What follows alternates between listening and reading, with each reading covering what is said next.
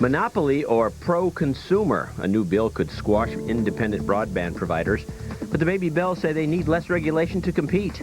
So what can be done to spur DSL service and adoption?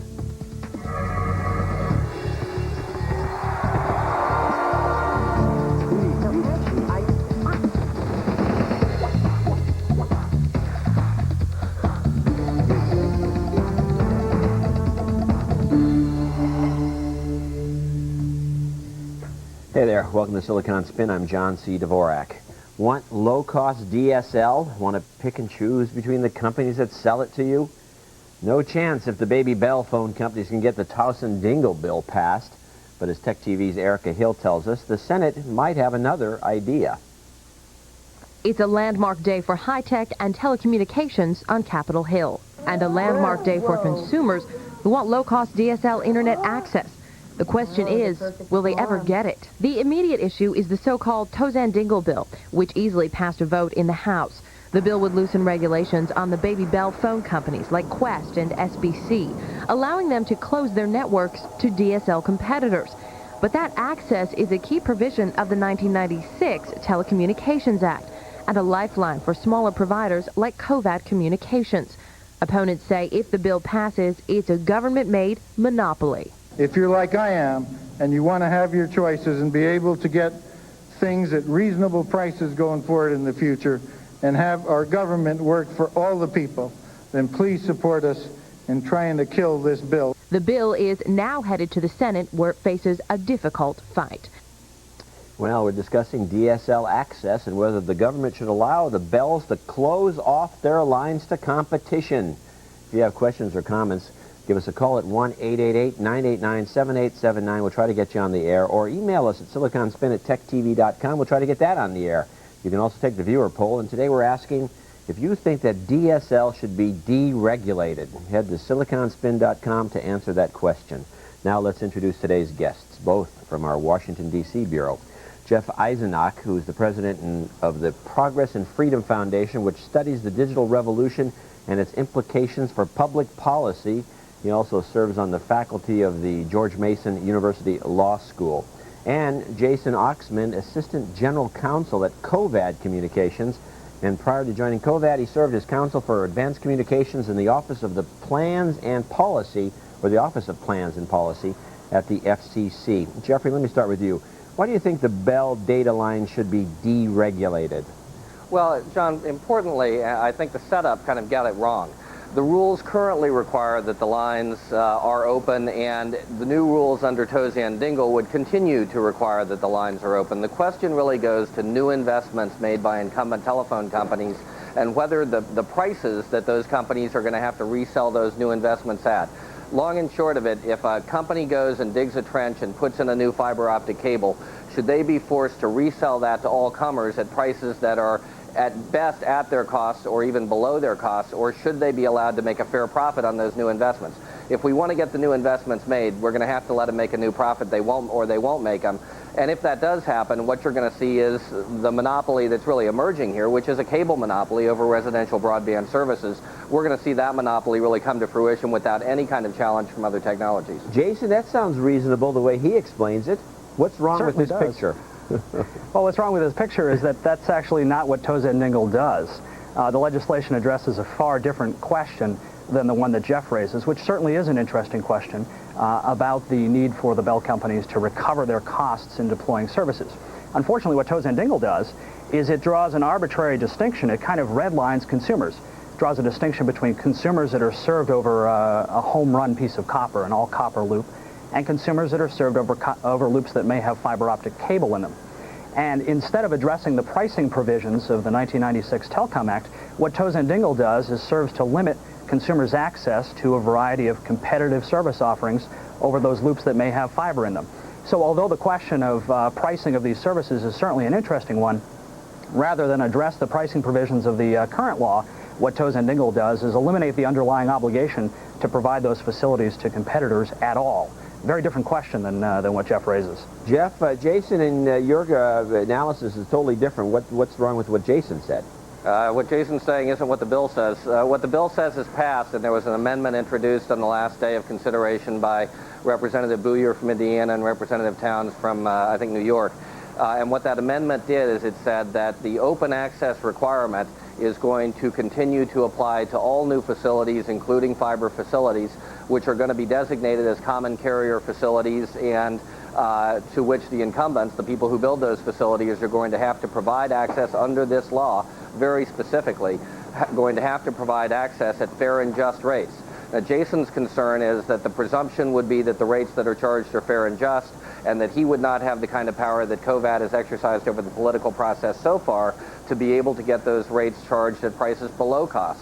And so what we're really talking about here is political power.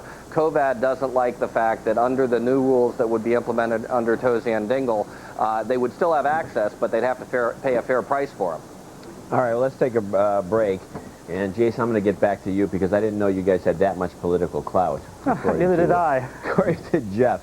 Anyway, remember, we want to hear from you out there. If you have any questions or comments, give us a call at 1-888-989-7879. Surely you must have some opinion on this, or email us at siliconspin@techtv.com. You can also take the viewer poll. Question, should DSL be deregulated? Head to siliconspin.com to answer that question. Coming up, killing off the independent providers could cost us all big money. We'll talk about that next.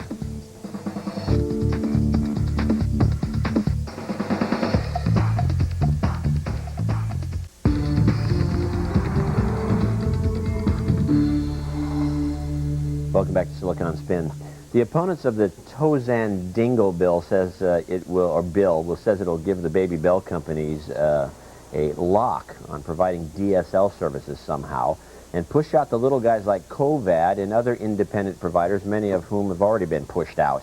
Jason, exactly why can't COVAD compete if this bill is passed? Wouldn't it just mean that you're going to just pay a little more?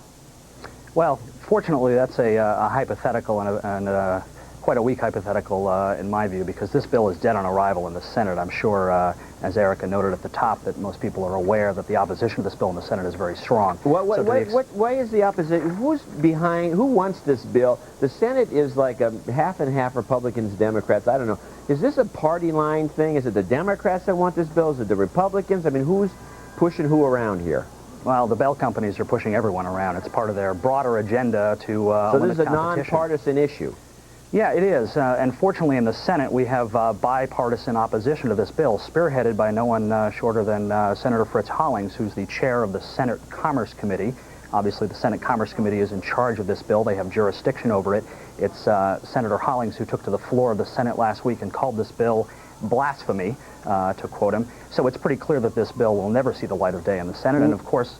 Well, then we don't have to worry about it. I don't even know what we're talking about it, now that you mention it. But well, what's the, exactly, why does he call it blasphemy? Is it because of the 1996 Telecommunications Act? That's exactly right. After he called the bill blasphemy, he took the bells to task for having written the 96 Act themselves, because that's what they did in order to get themselves into the long-distance market, something they've been barred from for 100 years, and then turning around and try to undo the very provisions that they had written by eliminating competition over the monopoly network that you and I built over the course of the last 100 years, thanks to that government grant of monopoly. It's a sham by the bells, and it's a sham that fortunately has had its day in the sun and is about to retreat back into its cave. Jeff, the 1996 Telecommunications Act to me hasn't done anything anyway. I mean, where's that headed? Well, look, I think the 1996 Telecom Act had a lot of positive things going for it. And I don't see one benefit from that act. It seems to me that it was something of a scam to begin with. Oh, I disagree with that. I do think the way it was implemented by the FCC was a scam. And if you read Reed Hunt's book, which is worth anybody interested in this subject reading, the former chairman of the FCC under President Clinton, he talks about how they took some ambiguities in the law, and as he said, like engineers trying to straighten the Leaning Tower of Pizza, we consciously strove to give the competitors, the CLECs like the one Jason's associated with, a fairer chance than any they might have had under any explicit provision of the law. And he goes on to brag about how they were successful in creating all these companies. Now, I think that the failure there was the failure of the FCC, not the failure of the law itself. You don't think that we need all these companies? I mean, I have mixed feelings about it myself, because I don't know how many phone companies we actually need, but there seems to be no competition for local phone service anywhere. Well, actually, you know, it's interesting. The real competition that's coming, first of all, everybody knows it's coming from your wireless phones, and a recent recent survey in USA Today showed that 20% of people now use their wireless phone as an alternative to their landline as their primary telephone. So it's coming from there. The second place it's coming from the cable companies. There are now about 1.5 million people getting their telephone service from companies like AT&T Broadband and Cox, who are providing it over upgraded digital cable systems. That's almost as many people as get their residential broadband service from the Bell operating companies, the telephone companies. So there's competition happening both ways, and that's all very healthy. But the scam here, really, the tragedy is that a lot of folks like Jason's company got into this in the case of COVID about 2 months after the Telecom Act was passed. A group of people, many of them former regulators, people associated with the regulatory process, lawyers, decided they were going to go start a telephone company. And what they've ended up doing is driving the stock up as part of this bubble. In the case of COVID, about $75 million were sold when the stock was at its peak by insiders. They walked off with the cash. The typical investors, average investors, were left holding the bag. The company is now in bankruptcy. We don't really know if it's going to come out. And that was just part of a larger phenomenon, global crossing, level 3. When you look at companies like that, we just looked at 7 companies, and in those 7 companies, 60 people walked away with about $1.5 billion over the course of the last 2 years alone. Virtually all those companies are now in bankruptcy or near it. So, I don't know if I'd want to... So there was a bubble and there was a scam here, and that was helped by the FCC. Well, I'm not absolutely sure that the global crossing folks and the CLEC should be lumped together when a lot of the problems the CLECs had were largely caused by the old guys that wouldn't let them get connections, and they held them up here and there, and it was... That's what the COVID folks want you to say, but if you... Jason, go ahead. Let Jason, you've been jumping all over the poor guy, and let's see what he says. I think he's just trying to keep warm up there. Looks pretty chilly. You know, it's such a red herring argument. It really is, and it distracts from what the Bells are trying to do. There's one goal and one goal only in this legislative push they're making. They're doing it at the FCC. They're certainly doing it, as evidenced by Jeff's own work, in the PR arena. They're trying to distract from their... Well, why are they even bothering, access. Jason? It seems to me that the phone companies have got a leg up on you guys anyway. They've pretty much pushed you out. I know in my area it's pretty difficult to get broadband without using one of the Pac Bell folks. They've already pushed you guys into pretty much oblivion, at least a lot of you, not all of you. So what's the point of this? What's the point? Certainly not us. That's a great question. You know, if I were an investor in a Bell company, and the Bell company said, I want to go out and spend $1 billion upgrading my network, but first I want to eliminate the obligation to have a wholesale business. I want to fill 25% of that network instead of 75% of that network, I'd be suspicious. What this is about is a power grab. They had a monopoly for 100 years. They liked it, and they want it back, and they don't like competition. I really think you should be looking at this issue solely from the consumer's perspective. What did DSL deployment look like before 1996, before there was competition? It was zero. The technology was around for a decade, but the Bells didn't deploy it. Why? Because monopolies don't have any incentive to invest. Well, they don't have any incentive to innovate. We come along and we spark deployment, and we're serving hundreds of thousands of customers on our network. Jason, I think that's arguable too, because we did have the cable guys come in that really kind of jacked these guys up too. Let's take a break. And when we come back, the FCC considers stepping in, find out what they plan to do next.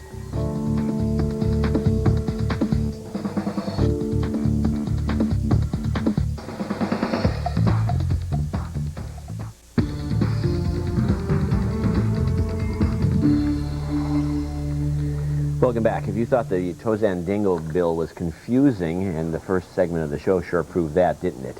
Wait till you see the FCC's plans. The agency wants to change the rules surrounding telephone-based broadband internet access by giving it a new name, by simply calling it an information service rather than a telecommunications service. Jeffrey, explain what the ramifications of this name change would have. Well, arguably what the name change would do is it would say when the Bells bundle their information services, if you get your ISP service and your DSL service from the same provider, and that provider is Verizon or Qwest or SBC, that those services would no longer be regulated, and the Bells could invest in the equipment and the facilities needed to provide those services without having the kind of resale and unbundling requirements that they currently or could be required to have under the law. Whether that's the right strategy or not, it's a different strategy from the one Dingo takes. Dingo would continue, as I said, to have those same services regulated, but with a much lighter touch of regulation in terms of open access, but not mandating price regulation in advance. So they're two different ways of getting to the same end. Well, let me ask Jason what his perspective on the same thing is. Is it any different than that? I agree with most of what Jeff said. The only point I would make is that the FCC's inquiry is into the regulation of the retail services provided by the bells. The FCC does not have the power to eliminate the unbundling obligation because it's a matter of federal law, which is why Toza and Dingo would have amended it. So it's actually not something that accomplishes the same goal, and it doesn't really have any implications for COVID and other carriers. It sounds to me as I'm going to have to take like a college course to get this thing straight. Let's take a phone call in the meantime. Taylor, how are you doing? Good. How are you, John? Fine. Love the tie. Okay, let's go to Jeff in Arizona. Jeff, go ahead. Yes, the question I had was pertaining to if this were to take an effect. As it is right now, we have multiple backbones. If this would happen, we would only be going through our phone's backbone. This would cause a big bottleneck neck and more than likely price and raise. I'm not so sure that's true. Jeff, how would you analyze the backbone issue? Because I just got a copy of the new ISP or Boardwatch magazine and the backbone issue, and there's a lot of cable out there from all kinds of different people. Yeah, I think right now really the last concern is congestion or monopoly on the internet backbone. I think there's a lot of competition there. A lot of folks like Global Crossing and Level 3 have put a lot of fiber in the ground, and that fiber is, a lot of it is not being utilized today. So I don't think people need to be concerned about the backbone. Which brings another point up. Why are you guys so concerned about why are you going to charge these new installations when there's so much stuff out there now? Why are you even considering new installations?